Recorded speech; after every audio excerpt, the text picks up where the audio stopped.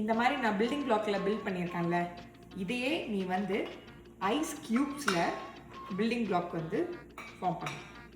பார், ஒரு ஐஸ் மேலே ஒரு ஐஸ் நிற்கவே நிற்காது பார், வழுக்குதா?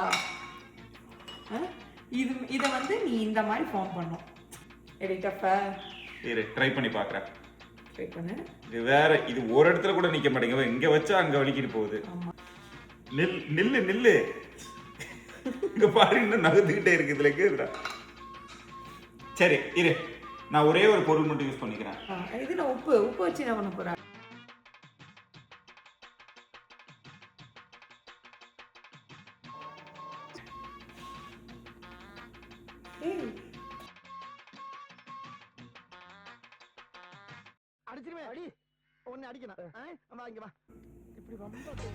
என்னன்னா ஐஸ் மேலே நான் சால்ட் போட்டால் ஐஸோட டாப் லேயர் உருகும்.